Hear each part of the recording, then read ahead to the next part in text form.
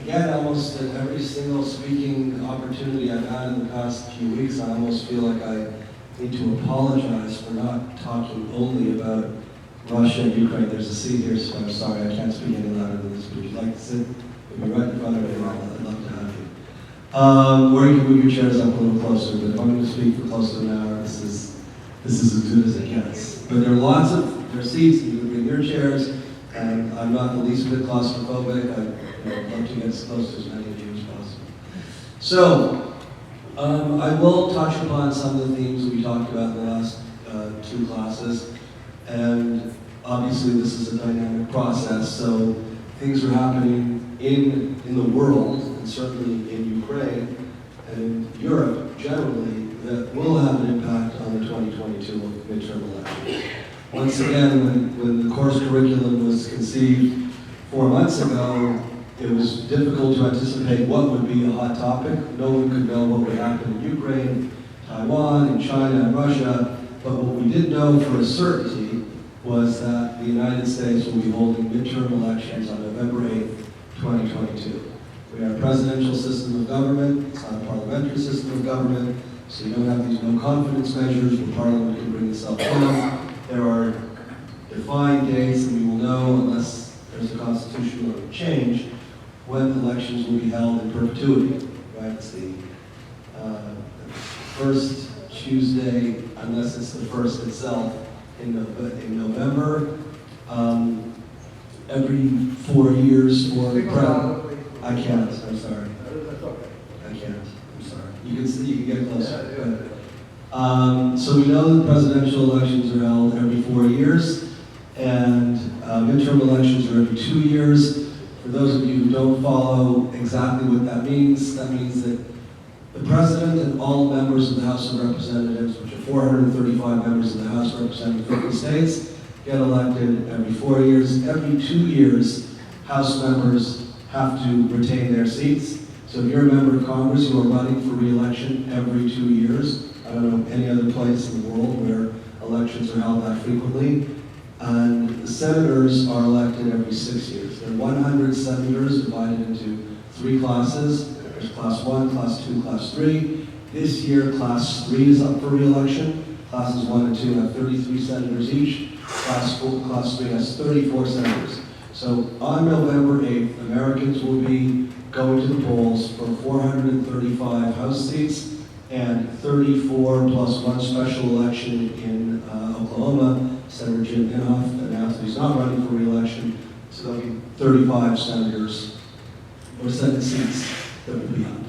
I'm going to talk about some of the key Senate races in a second. There are also 36 out of 50 governors, 36 out of 50 states, and 3 territories are holding gubernatorial elections on November 8th, 2022. And that's also extremely interesting. It's always interesting, but it's particularly interesting given what's happening in the United States right now, where every 10 years you have a census. After that census, there's redistricting. Governors, as we've seen here in Florida in 2000, can play a role in determining the outcome of elections. Those same states that are holding gubernatorial elections are also going to be holding elections for Secretary of State and for Attorney General, as we saw in the 2020 presidential election, in states like Georgia, Pennsylvania, Arizona. These officers hold a very important role in defining how each state is going to govern its own elections. So even in federal elections, the state determines things like access to polls and other critical elements of voting rights. Let's have a little history lesson.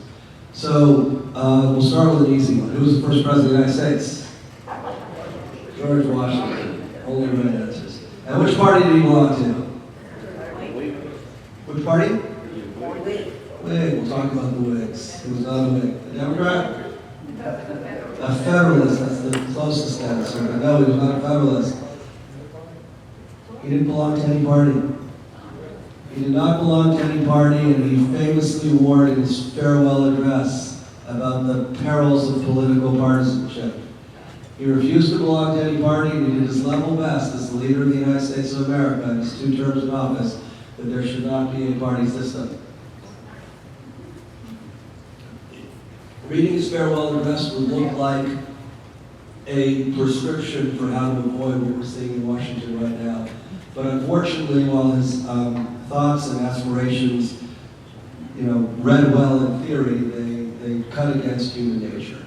And there were the Federalists. In his second term in office, the party cleavages had already begun to form. John Adams, Alexander Hamilton, probably two of the better known Federalists. What did that mean? That meant a strong central government, a bank, the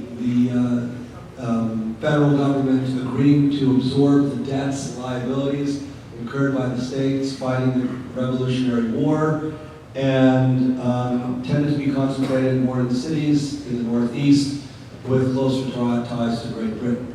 The Anti-Federalists, as they were then called, so not very creative in terms of coming up with names for parties, were folks like Thomas Jefferson, James Madison. If any of you have seen the play Hamilton, you can actually watch it on Disney Plus. If you have grandchildren, just take their subscription and enjoy a couple of hours of, I wouldn't call it revisionist history. It's actually very faithful to history. And just every single one of the characters is either black or Hispanic or both, except for King George III, who's the tall villain played by Jonathan Gore. And it's Julius Lin-Manuel Miranda's now inculcating the next generation of American history. But I'm a big fan of what he's been able to do, because you really did see a schism in the United States. And it became a very polarizing political landscape very quickly. So Jefferson, Madison detested Hamilton, detested Adams. Yeah, please just turn your ringers off. I think I did. I'll make sure. That's right, I did. And that set the stage for what you were going to see in the American politics. So you did have the Federalists migrated and became the Anti-Federalists became the Democratic Republicans, and then the Anti-Federalists became the Democrats, and then they became the Whigs. So the Whigs were in power, but the Whigs actually, so Henry Clay and Daniel Webster formed the Whig Party because they wanted to be a little bit sort of each. It was sort of the first centrist party, but they never really won. They had two candidates who won presidential elections. You had William Henry Harrison in 1841. He was president for a month. And then Zachary Taylor in 1848, who was president for less than a year. So the Whig Party never really had any meaningful presence in the White House. What we've underappreciated historically, in 1824, the Democratic Party under Andrew Jackson was formed as a party, so it's going on almost 200 years, which is the longest in human history as far as true democracies. To have a single party that pretty much looks and feels the same in terms of its party infrastructure. It hasn't changed that much since 1824. And the Republican Party was formed in 1856, the party of Lincoln, and in 1860 Lincoln was elected president. But I want to take you through successive periods, long periods of American history, where there wasn't really very much change. So even though you really had a two-party system for most of this nation's existence, there was often a very dominant party. It reminded you more of Mexican politics. So elections were free and fair and transparent. But if you go, let's take the 36-year period from 1860, from when Lincoln was elected till 1896. Okay? Only Republicans won federal elections. Only Republicans won federal elections. Except for one Democrat. In those 36 years, there was only one Democrat who won elections. That was Roth. He won twice. He's the only president to serve non-consecutive terms. We'll get to him later. He's the 22nd and 24th president of the United States, just to confuse little kids.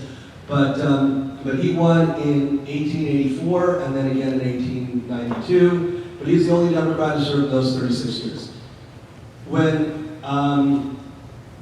If you go back to and then the next 36 years, same story. So William McKinley beats Cleveland.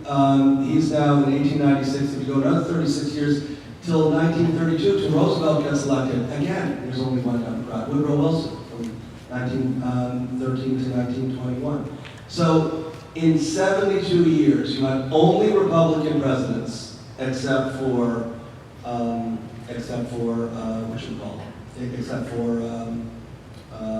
Grover Cleveland and Woodrow Wilson. Now, if you go from 1832, when Roosevelt gets elected, until 1968, you only had Democratic presidents, except for one, Dwight Eisenhower. You had Roosevelt for 12 years, and you had Truman for another 8. You had Eisenhower, and then you had Kennedy and Johnson. So for 108 years, you had periods where one party or the other really controlled the White House in a way that hasn't happened since. Since Nixon was elected president as a Republican in 1968, so it's been 54 years. The country has elected four Democrats. It's Carter, Clinton, Obama, and Biden, and 5 Republicans. 6 if you count Gerald Ford, but he was elected, became president when Nixon resigned, and then he lost to Jimmy Carter.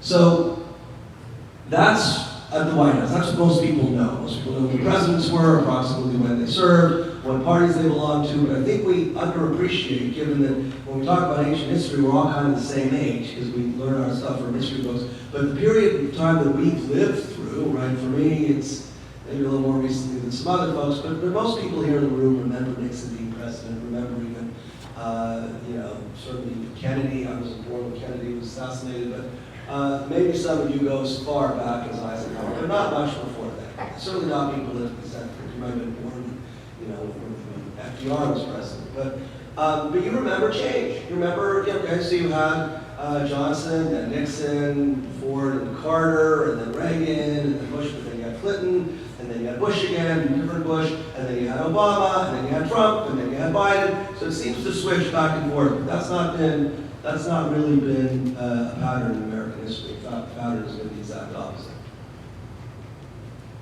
But if you're looking at patterns and you're looking at the midterms, in midterms, the party in power gets slaughtered.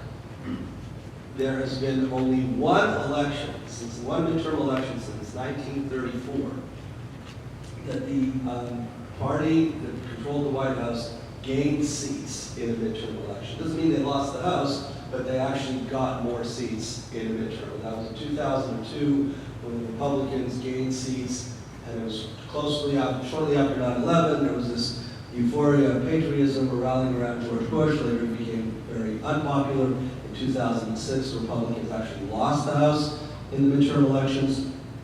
And there are many reasons for that. And the biggest reason is enthusiasm. People don't vote, right? People get much more excited about presidential elections.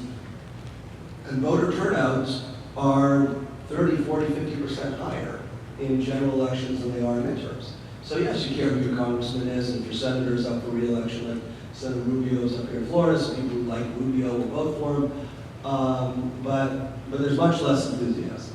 And another thing that happens in presidential elections is called the Coattail Effect.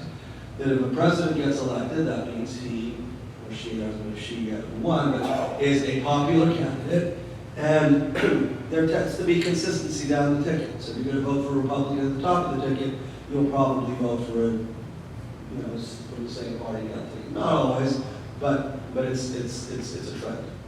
So if you look at the composition of the House and the Senate right now, I mentioned there are 100 senators.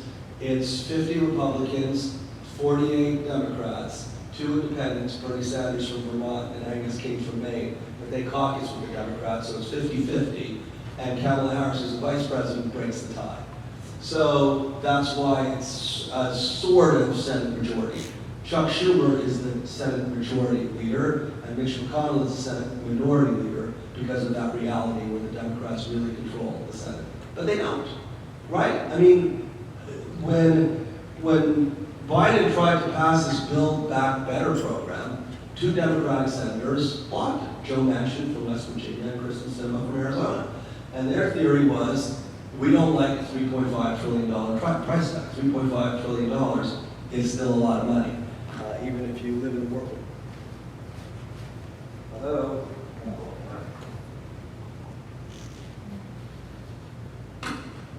No? Yeah. Okay. So even $3.5 million, this $1 trillion is still a lot of money, even with inflation running at 7.5%. And by the way, if you think about it as a percentage of what the government and what the country generates in goods and services, it's less than half of what the Roosevelt administration committed to in the New Deal in the 1930s. But there, Roosevelt really did have control of both houses, both chambers of Congress, both the House and the Senate. Biden doesn't, and he is not very popular. His popularity ratings are in the low 40s. Bush, by contrast, in 2002 was in the mid-60s, so that's unprecedentedly high. But Biden is pretty low. I mean, it's about where Trump was in the midterms. And you know, Trump lost. They lost the House in 2018 and the Senate in 2020. Without saying I'm for or against Donald Trump, his aspersions against the election last time really cost Republicans the Senate. They had two senators because of a special election in Georgia, I think I mentioned it in the first class, that had won, but not by a majority. But they won comfortable pluralities in November, which would have led you to expect they'd probably do the same in January. But on January 5th, the day before January 6th, there was a special runoff, and John Ossoff beat David Perdue, and Ralph Warnock, in a special election, beat Kelly Loeffler. So then that took the Democrats from 46 to 48, with the two independents, they had 50. But the Republicans could have and probably would have had 52 senators instead of the 50 had Trump not essentially told Republican voters, you're wasting your time, this is flawed, this is rigged, and enabling those two candidates to win their elections. Now, Senator Raphael Warnock is a Baptist minister in Georgia, so he won a special election, and he's up for re-election, and he's up against Herschel Walker. So I'm going to talk about some Senate elections I think are not only worth watching, but are going to be very telling about what's likely to happen in 2024, including whether or not I think Trump will run again as president. This to me is the most interesting election. You have a football star, Herschel Walker, who's African American. Georgia is you know, it's a majority white state, but it has a very large percentage of African Americans as well, running against Raphael Warnock, and they both have managed to raise an enormous amount of money. Thinking about Georgia as a swing state 5, 10, 15 years ago was a joke, but it is a swing state. And I think that that's one of the most interesting states to watch in 2022. So it's not first alphabetically, but I'm bringing it up first because I think it's the most interesting. Both that Senate race and what happens with the governor. Brian Kemp is a first-term Republican governor who was very popular until he refused to overturn the results of the 2020 election, and then Trump put him in his crosshairs. And David Perdue, the incumbent senator who lost against Joe Ossoff, is now running against Brian Kemp. So this is going to be the test of the critical Trump test. If you guys have to leave in 3 minutes, that's why I'm starting. You don't. I'm going to talk about the other ones as well. This is the takeaway. The takeaway is watch Georgia. Watch Georgia in terms of what happens in the governor's race between Kemp and Perdue, and watch Georgia in terms of what happens in the Senate race between Warnock and Herschel Walker.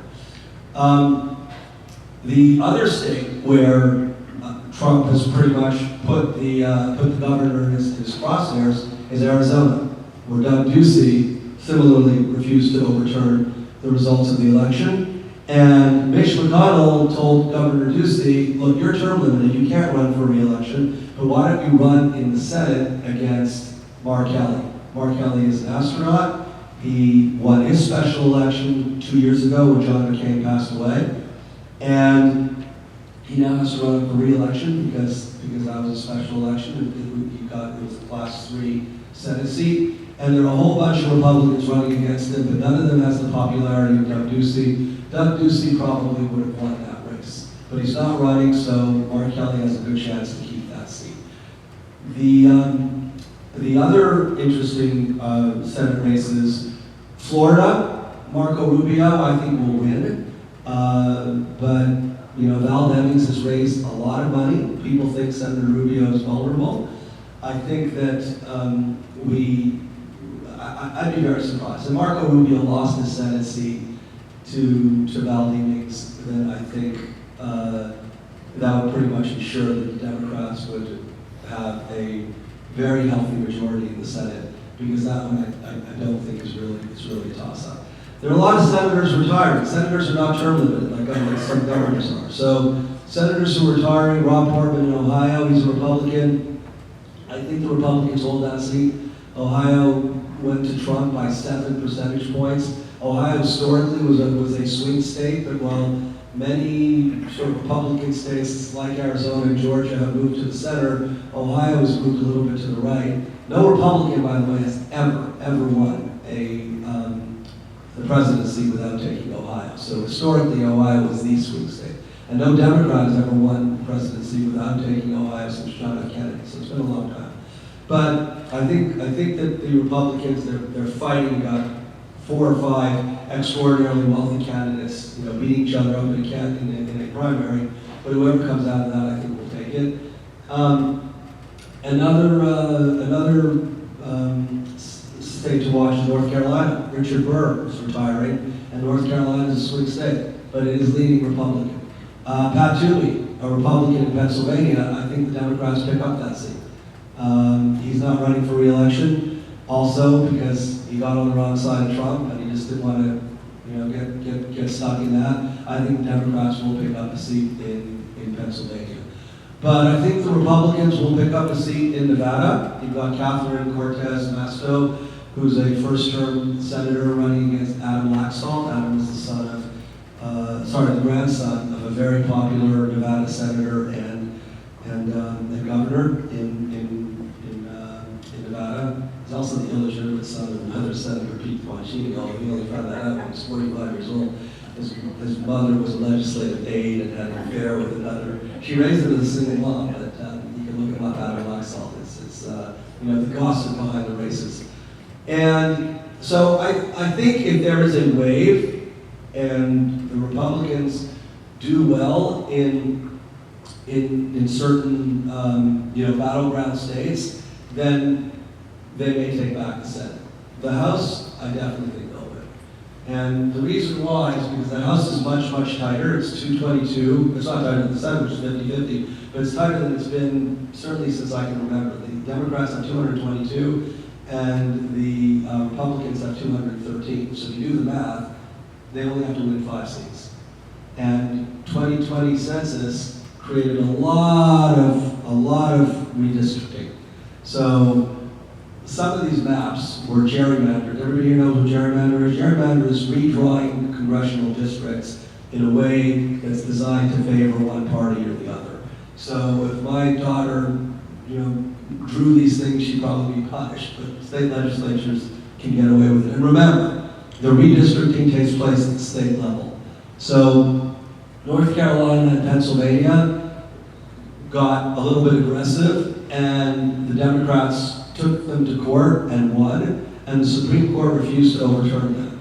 In Texas, so North Carolina Democrats and Pennsylvania Democrats probably won't do as well as they hope, but not as badly as they feared after this redistricting took place.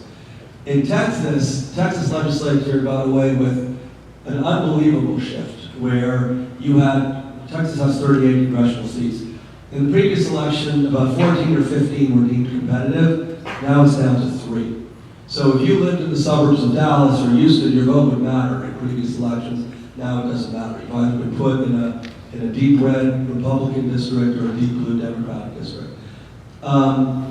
There's some primaries there worth watching, which I can probably get to in Q&A. But the real interesting thing to watch in Texas is how many more Republican seats the state picks up. People think it might be as many as 6. So you can blame the Republicans for doing that there, but New York did the same thing, Illinois did the same thing, New Mexico did the same thing for the Democrats. So there have been shifts on both sides. So I don't know how it's going to shake out. And people who think that the Republicans are going to do disproportionately well need to remember that the Democrats lost a lot of seats in 2020. So there were vulnerable Democrats Democrats who have already been taken out of office.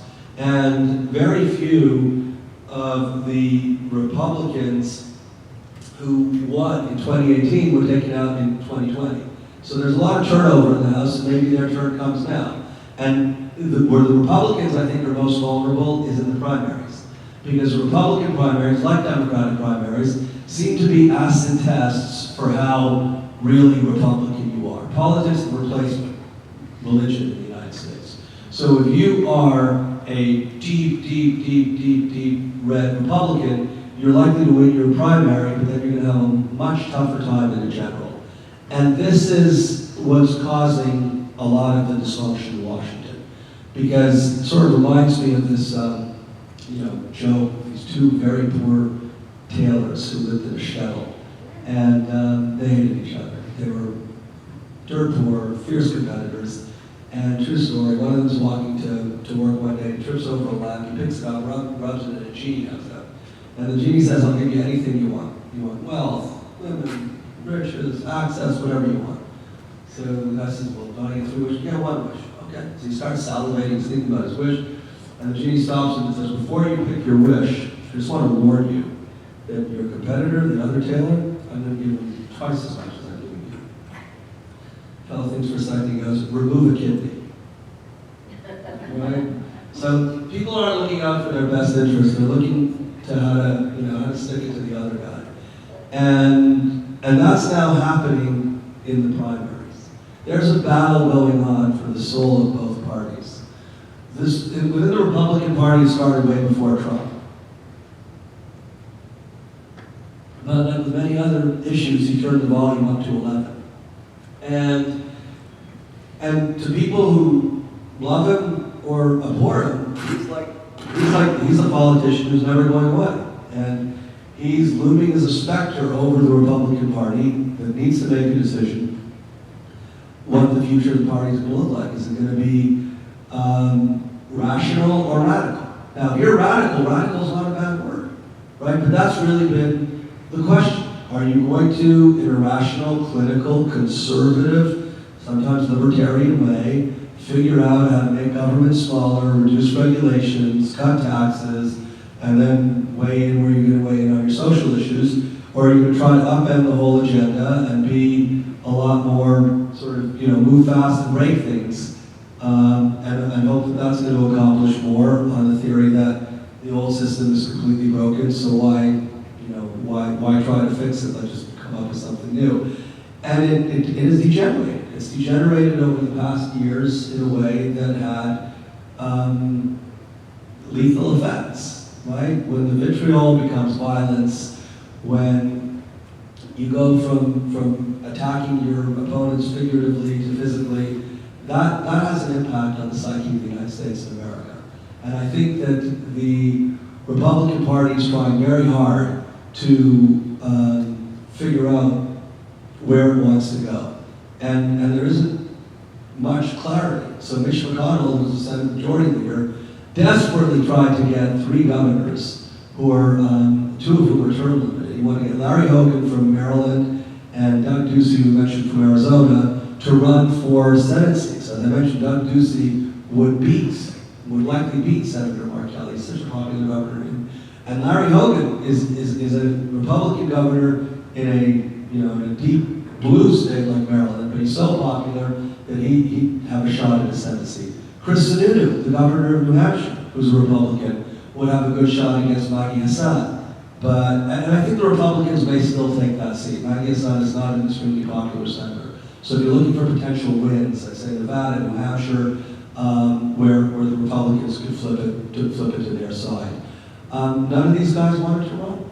There are several Republican governors. We talked about the governor's races. There are several Republican governors who just don't want to be in politics right now. I'm not saying they don't want to be in politics anymore, but both Hogan and both Ducey said that this is not the fray they want to get into. Charlie Baker, a very popular Republican governor of Massachusetts, not term limited, but just doesn't want to run anymore. He's not interested in the job. Interestingly enough, by the way, Vermont, New Hampshire, and Massachusetts, we think of liberal Northeast New England, all have Republican governors.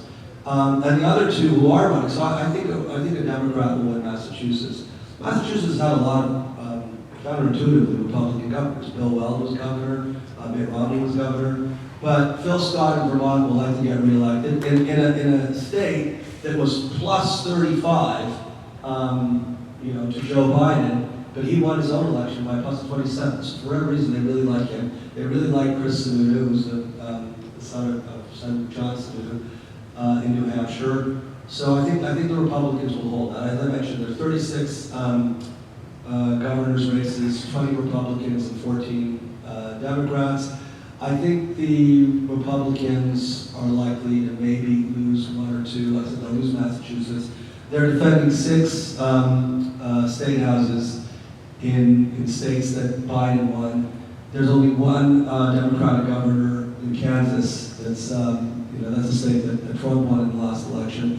And who wins the governor races, I think, is as important in 2022 as in any other year that I can think of. But Trump is kind of the elephant in the room. And, I can even take a poll here. Who thinks he's going to run in 2024? Okay, who thinks he isn't? Right, he's running for president. Yeah, and Trump. And he's not saying, and if I were, giving him advice, I'd, tell him watch what happens in 2022. And he's being strategic. I was kind of disappointed with some colleagues of mine in the pro-Israel community who held a fundraiser for Harriet Hageman. Do you know who Harriet Hageman is? No. I didn't either. But she's running against Liz Cheney in Wyoming in a primary. Right? Wyoming will never elect a Democrat, so whoever wins the primary wins the election. And people in the pro-Israel community thought it was important to raise money for somebody who's challenging Liz Cheney, who has an impeccable record on Israel, impeccable voting record on Israel, simply because she wasn't kind to the president. She voted to impeach him, and she's on the congressional January 6th Capitol riot committee. So I don't think that's a reason to displace a candidate, but obviously Republicans disagree. My question. I wanted to ask you something. Sure. Liz Cheney's father, Richard Cheney, wasn't he vice president? He was. And she, to me, belongs in Kennedy's book, Profiles in Courage.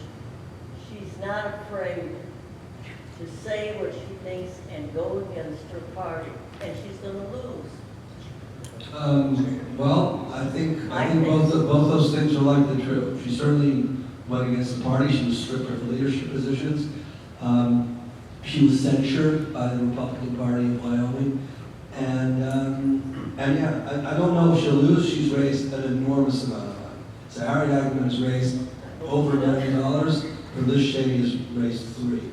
In the state of Wyoming, that's a lot of money that buys all the TV ads for the next 14 years. So we'll see. It's going to be a very interesting race to watch the primary.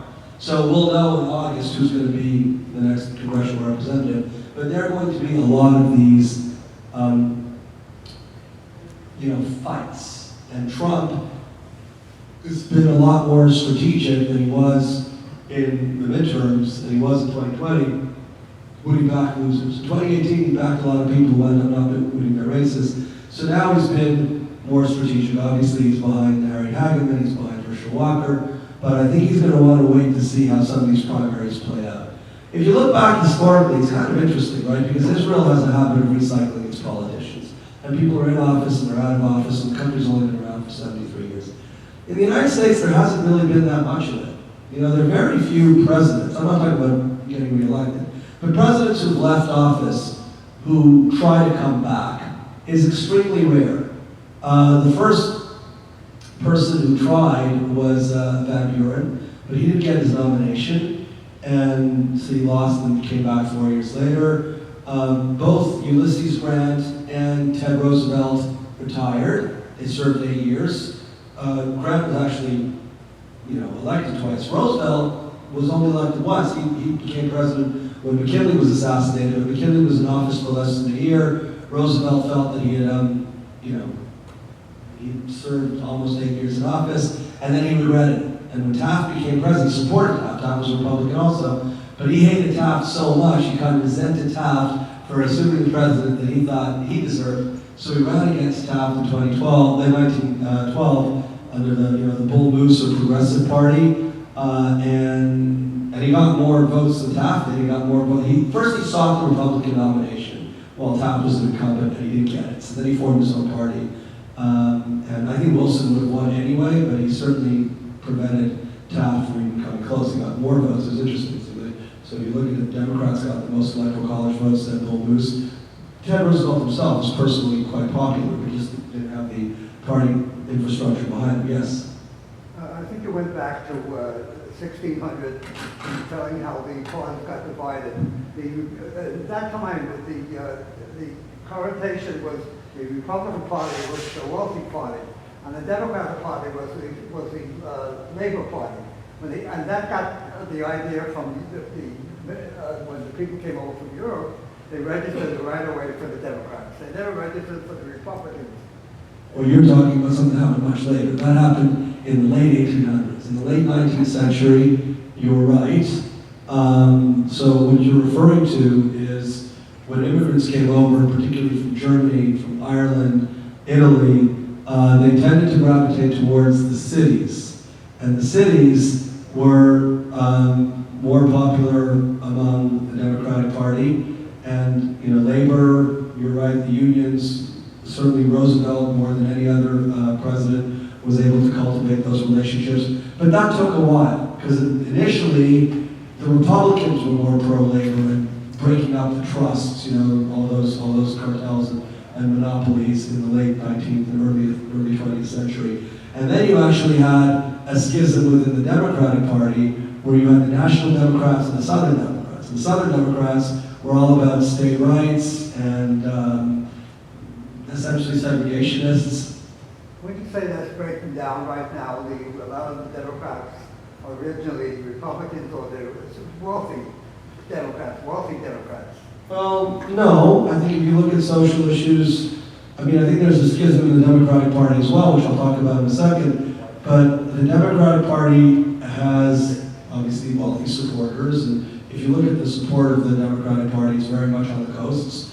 And if you look at big cities like New York, Los Angeles, Boston, San Francisco, you're going to have a lot of very wealthy people. They tend to be mostly liberal in their orientation, certainly on social issues like intermarriage, gun control, abortion. These used to dominate the landscape. Now, it's certainly Trump has turned the Republican Party into a cult of personality.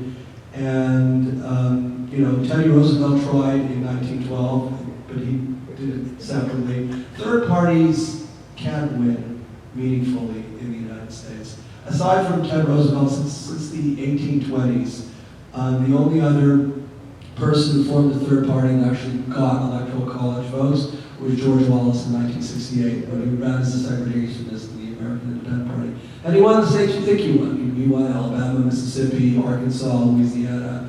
I think he won Georgia, and that's it. But his hope then was to make sure that Nixon didn't get a plurality. So Nixon was the Republican candidate, Hubert Humphrey was the Democratic candidate, and then he'd throw it into the House. That's what happened in 1824, and that's what happened in 1800. Since 1824, the House of Representatives has never determined the outcome of the U.S. election. Coming back to your question as far as the schisms with the Democratic Party, yeah, I'll get there. We're talking about the San Francisco School Board. Sometimes you get so over your skis. You have a question? Yeah, I was going to say that you're missing out the most important party, the Independent Party, which was never mentioned here. People that are independent. Oh, right, that's not a party. Yeah, people who don't vote. Right, so those are what are called the swing voters, right? So everybody's after the swing voters. And that is, that's still a big factor in Senate races and in presidential races. It's becoming less and less of a factor in House races because of the redistricting and the gerrymandering. Okay, you want to switch the question? Sure, let's go to questions then.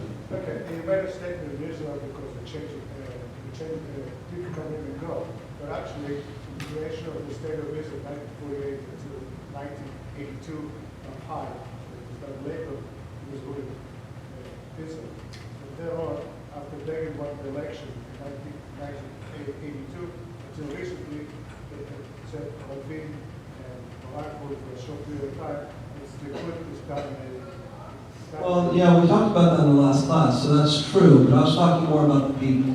So Ben Gurion was prime minister, then he took 2 years off, then he came back, then he left, then he tried to come back again. Levi Eshkol died in office, but, Bibi was defeated, he was prime minister, then he was defeated, then he came back, now he's out. No, he certainly doesn't want to go away. If he did, he'd do a deal. Barak keeps resuscitating himself. Shimon Peres was up and down, up and down, up and down for 30 years.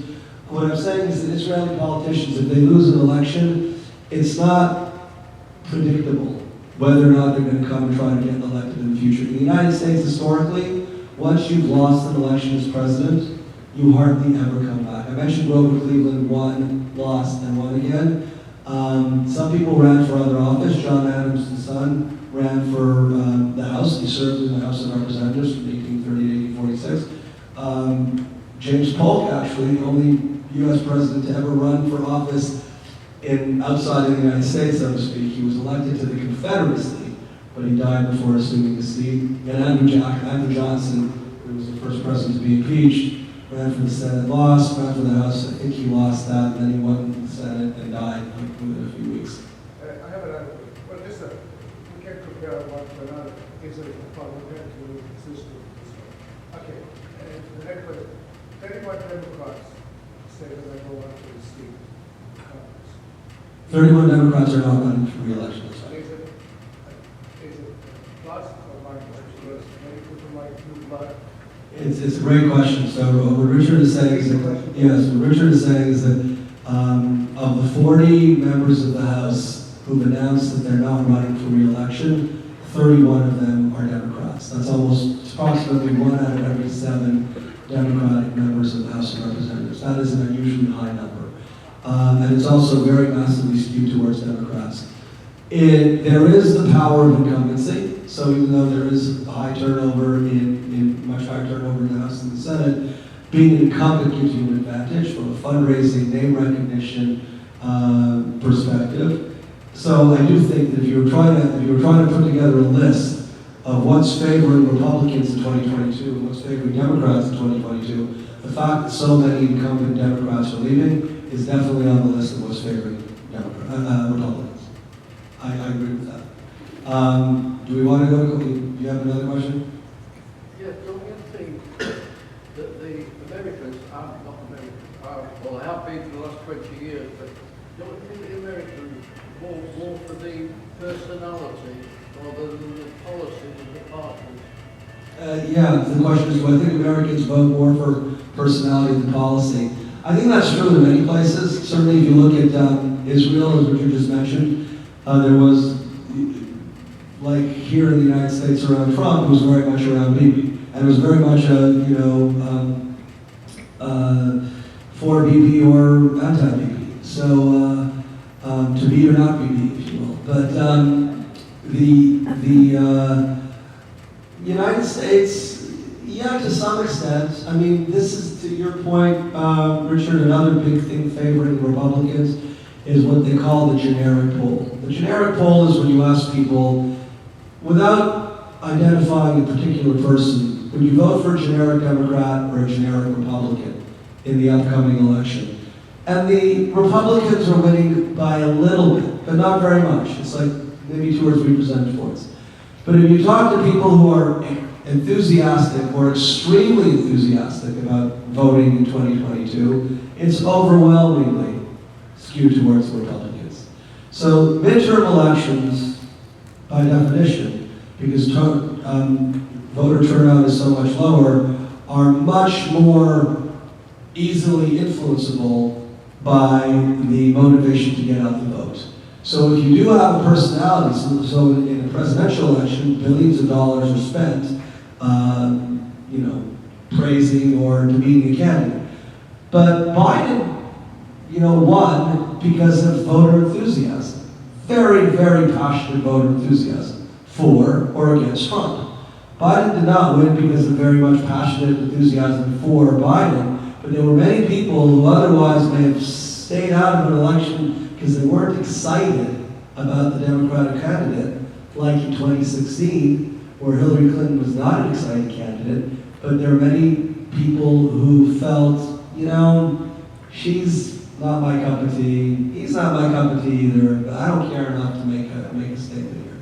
So in 2020, that did not happen. In 2020, that did not. If you think about it, the second highest vote totals in the presidential election in American history, by far, were Donald Trump's in 2020, not in 2016. He got many million more voters in 2020 than he did in 2016. But Biden got more because then Trump was a well-known figure. And there were many people who loved him, 74 million people who loved him, but 81 million people who didn't, if you believe the numbers that I do. Yes?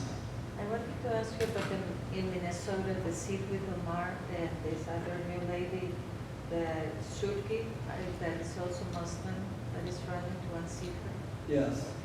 So, you know, yeah, there are two Muslim women running for the same seat in Minnesota. Look, obviously I prefer her to Omar, but what we focus on the, isolated seat here and there. I think it's important, obviously, in APAC in particular, people are focused on very specific House races, but you're going to see more Muslims in Congress. You're going to see, I was diverted by these questions, I'm happy to take additional questions, but I want to make it clear that the intra-party division is not just a Republican issue. I'm happy to dive deeper into your question and talk about that race. I have to study carefully, but as far as I'm concerned, it'd be nice to see Omar defeated by someone who sort of looks to the rest of the world to be similar, but is a better candidate. But to come back, Minnesota has large Muslim populations. Minnesota will continue electing Muslim members to the House of Representatives. So will Michigan, so will Illinois, and that's okay. They're increasing. You just hope that they're more moderate than some of the, some of their extreme neighbors. But the Democratic Party also has a real challenge on its hands. They recalled 3 members of the San Francisco school board. You cannot think of a more liberal, progressive city than San Francisco. But the school board went nuts. They didn't think about opening schools, they thought about renaming schools. Because some schools have really, really, really offensive names, like George Washington High School or Abraham Lincoln Elementary. Or they had horrible policies, like a meritocratic admission policy. At Lowell High School, Lowell, Stuyvesant, Bronx Science is in the pantheon of top public high schools in the United States. But it was predominantly Asian. So the people on the school board said, we're just going to throw in a lottery system. And a lot of parents rebelled, and the school board didn't think about what this actually does is it disables the ability of people who can't pay to get a competitive education. If you really want to have a platform that would be competitive with private schools, but you're not one of the hedge fund managers or technology families or whatever high-paying careers that can afford the price of private education, it became an issue. And I think that Speaker Pelosi and Senate Majority Leader Schumer have a big challenge on their hands. And they're going to see this in primaries as well. And when you see Jamal Bowman beating Elliot Engel, when you see AOC winning her seat a couple of years ago, there's a trend. And I think that President Biden has been accused of falling in with the more progressive, woke elements of the Democratic Party. And we'll see what happens in 2022. I think that he has a lot to brag about. He had 6.6 million jobs created, highest number in history in his first year in office. Unemployment went down from 6.7 to 3.5%. These are big deals. Yes, the departure from Afghanistan was a foreign policy disaster. I think he's getting reasonably good grades for his position on Russia and Ukraine, which is delicate because obviously he's going to get criticized from the left and the right, but I think if you look at it mainstream, so far, this can go in any number of ways, although I do think there's a higher probability than most others of where this will end. But the Democratic Party is going to have a challenge in 2022 that the Republican Party had in 2010. There was no reason for the Republican Party not to retake the Senate in 2010. But they ran a witch doctor, Christine O'Donnell in Delaware, so she lost her seat to Chris Coons. They ran, Jim Aikens, a guy in Missouri who defended legitimate rape, and they lost. And they have to wait until 2014 to take the Senate back. And then they lost it again in 2020. So the Democratic Party has a challenge. And our Senator Schumer, who's also up for re-election, and Nancy Pelosi up to the task, I don't know. But that's going to be the real test going into 2024. So Trump is going to watch this very carefully, and I think if the Republicans win, even if they don't win big, he's going to take credit for that victory and try to ride that coattail to a primary. Now, not all presidents, not all incumbent presidents get their party's nomination, but most do. It's very hard for, Ford was challenged by Reagan, but prevailed in '76.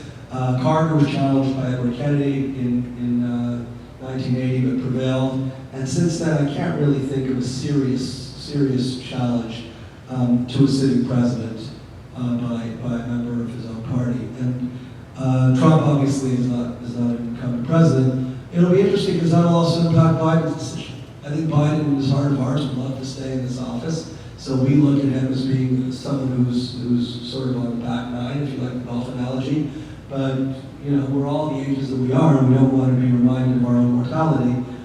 So I don't think he's planning to step down. But if he is, he'd like to do it from a position of strength. And I think that the midterm elections are going to be very telling. But I think that if the midterm elections are a whitewash for the Democrats, you're going to see a lot of people angling to push him aside. The one who's going to have the toughest time is Kamala Harris because she doesn't want to look too eager. But she and many of the folks that we saw in the primary in 2019, 2020 are going to be starting to raise a lot of dollars very quickly. Yes? I would like you to tell me which one of these two statements is true and which one is a myth. In 1973, when Nixon was president, he warned Golda Meir that if Israel had performed a preventive attack, the United States would have withdrawn all the help to Israel. Second statement, is it true that at the beginning of the war in 1973, when the situation was tragic with the Egyptians, the Canal, and the Russians and the Golan, and the Syrians and the Golan, Golda Meir, in a dramatic call with Nixon, warned that if Israel was going to lose, she would have thrown an atomic bomb on Cairo. Okay, so the question is it true that Nixon, before the Yom Kippur War in 1973, warned Golda Meir that if Israel effected a preemptive strike like it did in 1967, that it would not receive American support? And the second question, is it true that when the Syrians were converging on the Golan and the Egyptians crossed the Suez, Golda Meir called the White House and said that Israel had nuclear weapons aimed at Cairo and Damascus? So I don't know. I mean, I've read some of the same things that you have read. But to put that in context of the midterms, in 1973, Golda was getting a lot of, the benefit of history is you kind of know what happened. But when those conversations took place before October 6th, it wasn't even clear among the Israeli military intelligence what the likelihood of a strike was. So it seemed much more likely in May and early June of 1967 that the Egyptians were going to strike. Nasser was on the phone, on the radio every single day, broadcasting his intention to wipe out the Jewish state. He forced the UN peacekeepers out of the Sinai, and he blocked the Straits of Tiran, which is a casus belli, an act of war under any way you look at it. So their preemptive strike was extremely justifiable, and I wrote my law school thesis on this. So it was clearly arguable that that was a defensive act to, on June 5th, wipe out the Syrian and Egyptian air forces on the ground. And by the way, what we do know is that before Israel struck in 1967, President Johnson told Levi Eshkol, "You will not be alone unless you go it alone." And they went it alone anyway from a certain perspective, because yes, they closed the Straits of Tiran, they got the UN peacekeepers out of the Sinai, but the first actual strike in 1967 was an Israeli strike against the two air forces. In 1973, it wasn't as clear. Israel itself didn't know that it was going to be attacked until actually the night before Yom Kippur. Israel itself had a lot of dissonance amongst its own generals, and Kissinger was holding a lot of the cards. Because what happened was, during the war of attrition in the early 70s, what we do know, Israel was quite arrogant. And the Americans did go to Golda and Dago and Dayan and Zahira, who was head of military intelligence, and said that Saddam might be willing to do a deal. But the Israelis just weren't interested. They weren't interested in territorial compromise. Remember, it was a Mapai left-wing government until 77, not 82. But they knew that they would get, beaten up over the head by Begin and Likud, Herod at the time, for territorial concessions to the Arabs. Israel felt pretty much invincible after its astounding victory in 67. So there wasn't even an internal consensus to have a preemptive strike. So it would be difficult if Israel didn't know itself what it wanted to do, to then go in the face of a potential American withdrawal. And Israel was much more dependent on the United States in 1973 than it was in 67. Up until after the Six-Day War, the United States did not sell any offensive materiel to Israel. During the war, those planes that bombed the Egyptian and Syrian Air Force in 67, those were all French planes.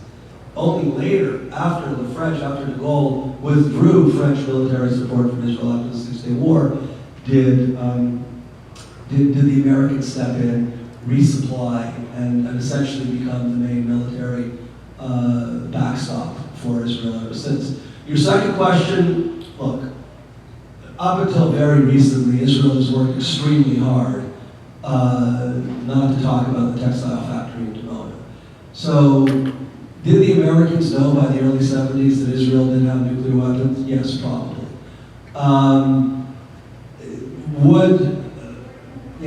I don't think, here's what people do know. What people do know is that Kissinger, as part of the game that he was trying to play, wanted the Israelis to bleed a little. Because he thought that, if you don't care about human life, and you look at it strictly from a clinical, tactical standpoint, what he did was brilliant. Carter got the credit for it later on, but the punch in the face that Israel had to absorb in Yom Kippur enabled the peace treaty with Egypt. It was for many years a cold peace, now it's a little warmer with Sisi, but that was the longest border, and that was by far the biggest existential threat among the Arab powers. What we talk about Iran today, that was Egypt from 48 to 79. I mean, Syria was a threat, Jordan was a threat, but the real existential threat, the real powerful military in the Middle East after Israel was Egypt, always, up until very recently. So, it never got close to that point, because what Nixon told Kissinger is, don't wait a second. Whatever we have in West Germany, whenever we have all of our surplus war material that Israel can use, send it over. And all these aircraft carriers were coming in with massive airlifts, resupplying the Israelis. The Russians were resupplying the Egyptians and the Syrians faster, but for whatever reason, also maybe we're in a synagogue, that didn't work as well for the Syrians and the Egyptians. By the time most of these weapons had arrived, Israel had already, through its own existing resources, turned the tide of the war back against the Egyptians and the Syrians. Jordan, by the way, did not participate in the Yom Kippur War as it did in 67. But the question of, one of the benefits of having nuclear weapons, probably one of the reasons why the Ukrainians are pretty sad that they gave them up 20 years ago in exchange for Russian guarantees, 30 years ago in exchange for Russian guarantees, is that if people know you have them, they can be a threat. But I don't believe that the knowledge that Israel had nuclear capacity in '73 motivated Nixon in a real act of heroism to accelerate the rearmament of the Israeli Defense Forces. I think that he would have done it anyway. Yes. Let's go back to American politics. And that is a boring topic, but gerrymandering. Okay? And Pennsylvania is mostly a Republican House and Assembly. It's Republican control. We have a Pennsylvania Supreme Court that is very liberal. Now, that was drawn up by the Republican government in the state, ruled unconstitutional, which is very common, by the Supreme Court in Pennsylvania. Question: if there's an impasse, does the court basically make up the map? Yes, yes. What happened was that if the state legislature can't do it, the court itself does it, and the Democrats won in the Pennsylvania Supreme Court, and the Supreme Court of the United States refused to overturn it. So North Carolina and North Carolinians and Pennsylvanians are going to their election now with districting maps that were drawn up by the courts, not by the legislature, because it violated the Constitution. That's not the case in Texas. That's not the case in Alabama. So you brought up gerrymandering. I mean, it's such an important part of American politics. It's it's true in other, Israel doesn't have it because everybody, it's one vote for the whole Knesset. So it's not districted. Why do we have it here in the United States? So gerrymandering there was actually a politician named Gerrymander who said, listen, I'm a Republican and I'm running in this district, right? So I'm going to carve it out a little bit to make sure that there are more Republicans than Democrats. I'll move all the Democrats into another district. Okay, so that's cool. So all the Republicans are together and all the Democrats are together. If you look at Florida, for example, Florida has 67 counties. If you look at how these counties voted in the 2020 election or 2016 election, when people say, oh, Florida's a swing state because everybody gets along, nothing could be further from the truth. In over 60 of the 67 counties, they went overwhelmingly Republican or overwhelmingly Democrat. There were maybe 5 or 6 counties, including this county, that were tight. But otherwise, they were almost, 60+% Democrat or 60+% Republican. And there are 2 strategies when you're gerrymandering. There's something called cracking or packing. So cracking is where you'll see, okay, let's say you want to disenfranchise African American voters in Alabama, which is what happened in Alabama. And actually it was ruled unconstitutional, but there the Supreme Court refused to overturn the law without even a written opinion, although Kavanaugh wrote something, it was a 5-4 decision. Roberts actually sided with the liberals on this.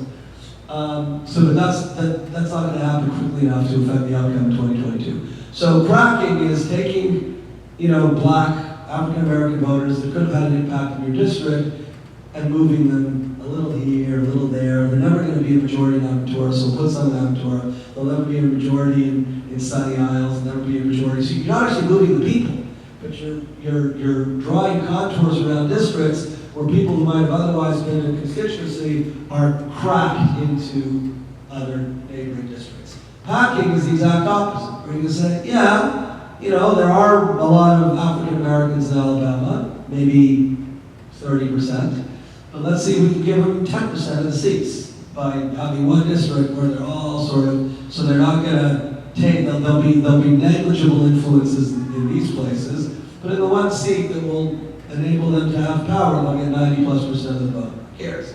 And then they'll send a member to Congress. But God forbid they should send 4. Right? So that's packing. Yes. What's the legal process to approve a gerrymandering system?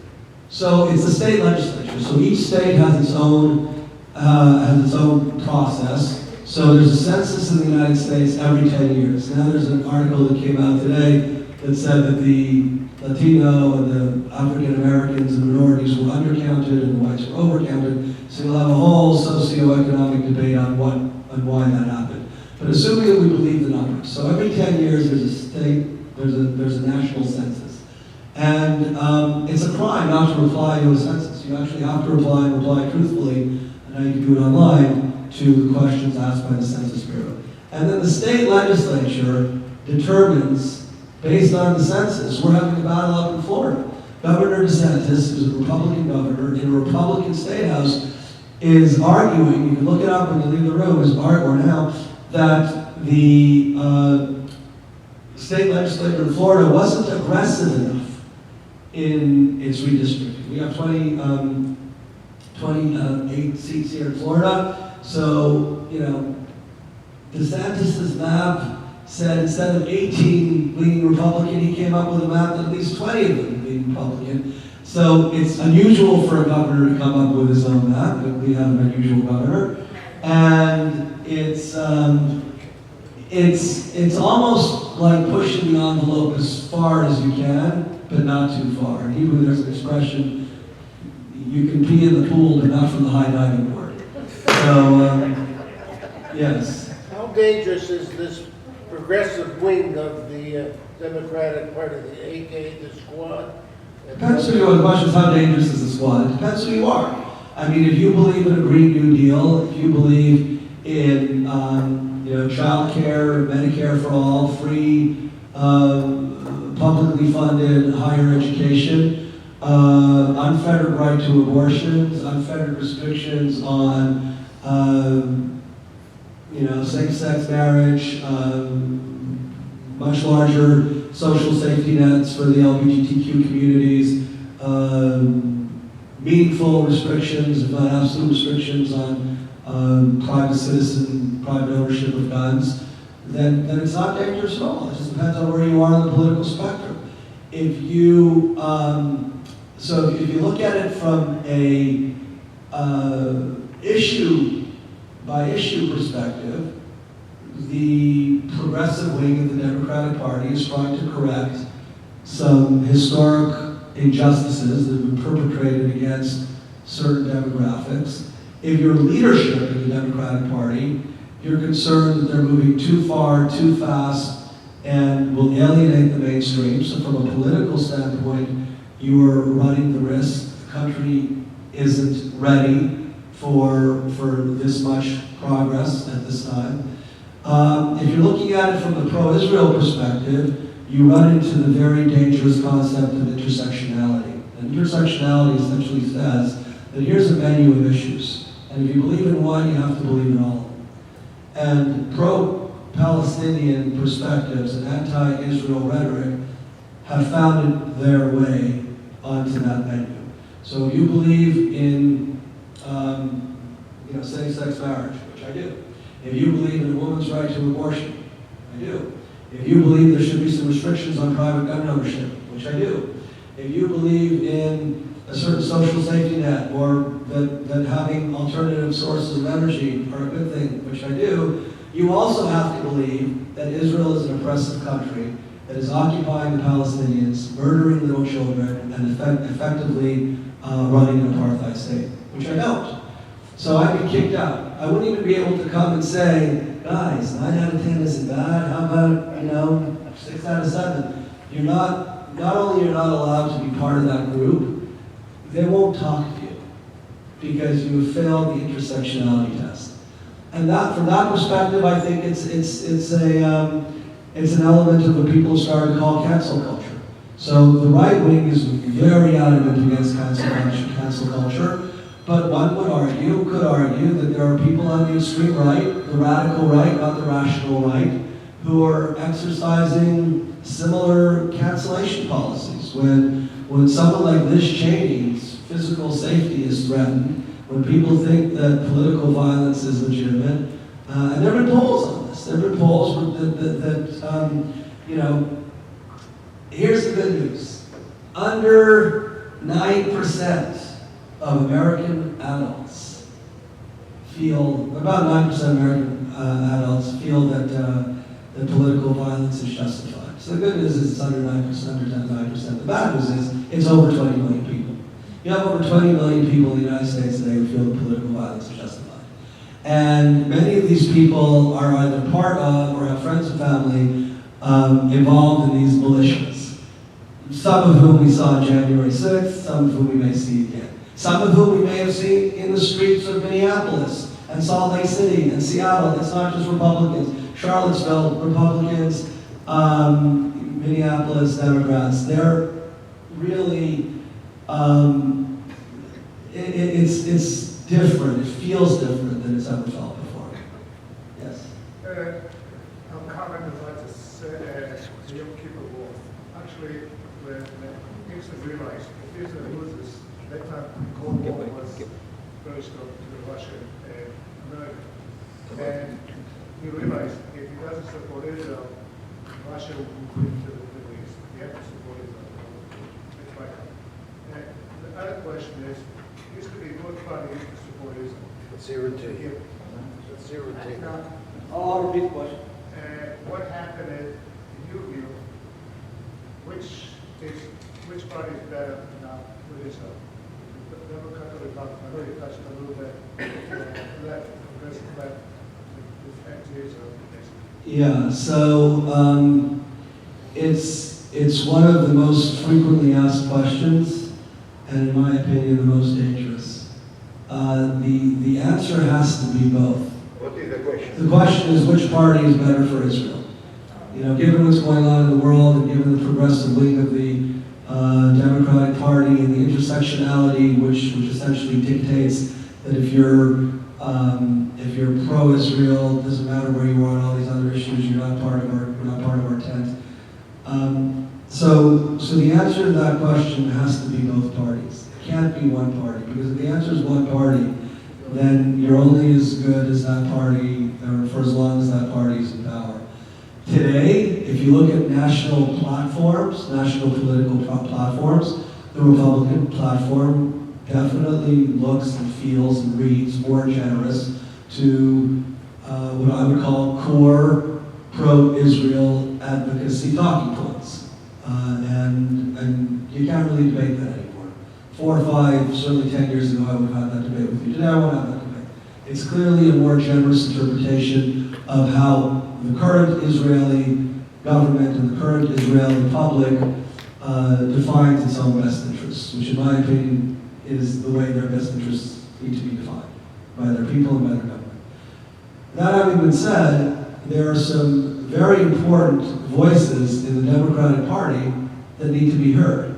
And these are the voices that are being not sucked in to the woke, progressive intersectionality, but are doing their level best to put up a fight against that. There was a fellow here from New York, Congressman Richie Torres, who is black, Latino, gay, young. He's a member of the Congress representing the 5th District of New York. He would look like a, poster child for intersectionality. But whatever you think about my perspectives on the Middle East, on Israel, if there was somebody that I would want as a mentor, even though I don't think he's 35, I'd go to Richie Torres before I go to anybody else, in terms of how to communicate and how to tell the story. He tells it extremely well. And it comes from the heart. It doesn't come from the kishkas, which it does for most of us, because at the end of the day, he had a different life growing up than we did. So spending time with a Congressman Torres, who's not Jewish, or Henry Cuellar, who's not Jewish in Texas, or Juan Vargas from California, who's not Jewish, all of whom are getting primary battles by much, much more radical Democrats in their constituent districts, is a reminder that the answer to your question has to be both. Yes. I'm disturbed. I read, like everybody else, I read a couple places. I am disturbed that I see Trump's name more than I do Biden's, especially the New York Times. They cover Trump's practically on every page. It's amazing to me. Well, I mean, I'm not here to give you the question of why do I see Trump's name more than Biden's, especially on the New York Times. A friend of mine gave me advice a few years ago, which I took for a while, to stop reading the New York Times. Look, the genius of Trump is that he's gonna, stay relevant for as long as, thank you so much, for as long as he sucks up all the oxygen. And he's done that. He's done that effectively for a long time. If you, I'm not in the business, nor do I think I'm qualified or eligible to nominate people for the Nobel Peace Prize. But if you ask me to pick one person, I'd pick Jack Dorsey. Anybody know who Jack Dorsey is? He's the CEO of Twitter. He took Trump's account away. So you don't have to wake up every morning reading, his midnight rants against, this, that, and the other thing. But there are people who love Trump, and there are people who want to hear more about him. And I don't think the New York Times is the first place they'll look unless they want to see him indicted for something. But I think that, get used to it. The good news is that you're reading and you're paying attention. And you're going to hear both those names, certainly through the midterm elections in 2022.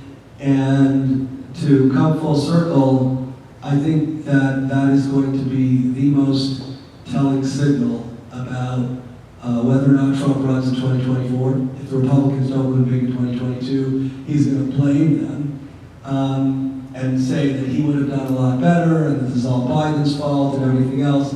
But I think in his heart he's going to realize that that he still does damage to the party by having unelectable people run and lose races that they could have and should have won. If the Republicans win big, Trump is going to try to take as much credit as possible, and Biden, even if he wants to campaign for another 4 years in office, is going to be told, initially gently, by members of his own inner circle and other folks in the party, that he had a good run, but it's time for Sleepy Joe to go to sleep. Yes, one last question. Two last questions. Yes. What do you think Biden can achieve from now till November regarding his agenda on taxes, immigration, and new budgets to spend on social issues? That's question one. Question two, if you have to make a prediction, how it's going to be the results of the November election, how is it going to be in the Senate and the Representative? Okay. The two questions are, what can President Biden do between now and November in terms of the social agenda, immigration, tax reform? Essentially, I'm hearing your question to be, how can we restructure the Build Back Better program that failed in a way that would get Manchin and Sinema on board so we can have a domestic policy victory between now and the midterm elections?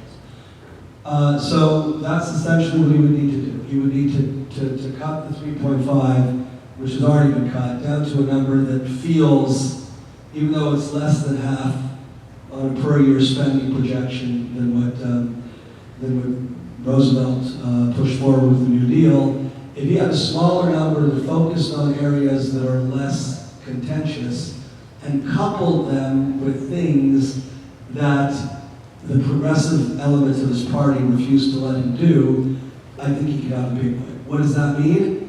Keep the clean energy stuff in there, but allow for more fracking. Maybe re-engage on Keystone. Keystone, the pipeline that was shut down by President Obama, would enable twice as much oil to flow to the United States from Canada as we import from Russia. So that would signal that I'm not just trying to push less down your throat, but I'm also going to, give a little and take a little. So he could do that, but he's going to need to convince the moderate centrists in the party, like Manchin, Sinema, and Bush herself, as well as elements in the House, that this is necessary in order for them not to have a bloodbath in 2022. Because people who are radical tend to be extreme, and they want just what they want, and they don't really want to listen to the other side. The tone deafness of his legislative agenda for a guy who's been in government for nearly 50 years is astounding. When you have the narrowest of narrowest of narrowest majorities in the Senate and the House to run the government like your Franklin D. Roosevelt in 1935, it's astounding. As far as your second question is concerned, I have long since stopped making political prognostications. So many things can happen, including the outcome of what happens in Ukraine and Russia. The Saudis are another, I talked about them in the first class, I'll talk about them again here. If the Saudis felt like they were more respected by this president and this administration, they'd probably be quicker to turn on the spigot and release more of their oil reserves. But if things sort of stay kind of the same, right, it's like projecting interest rates, if they stay the same, we can put together a financial illustration. I think that the Republicans lose the House, the Democrats lose the House by a meaningful number, 20 to 30 seat swing, which is below the average for midterms. I said that no president in midterm elections, no party of the president in office ever gained seats since 1934, except for George Bush in 2002. I think that if things kind of stay the same, inflation remains high, people are paying more for gas, people are paying more for rent, people are paying more for groceries. I think that, if the economy's stupid, I think that's going to have a much bigger impact on House races, which tend to be quite local. There aren't as many competitive seats as there used to be, so you won't see waves of 63 seats like the Republicans gained in 2010 when Obama was president, 47 seats that they gained, the Republicans gained in 1994 when Clinton was president, or the Democrats gained when Trump was president. So, but I think you can see a 20 to 30 sweep, which will give the Republicans a comfortable majority in the House. In the Senate, it depends on the key races. If the Republicans can hold on to Pat Toomey's seat in Pennsylvania, Rob Portman's seat in Ohio, Richard Burr's seat in North Carolina, remember these are all Republican seats, and if they can win, if Adam Laxalt can beat Catherine Cortez Masto in Nevada, and whoever the Republican candidate is in New Hampshire can beat Maggie Hassan, I think they'll take back the Senate. But if they take back the Senate, it'll be by two or three Senate seats. Won't be not nearly as much as in the House. So I hope this was interesting, and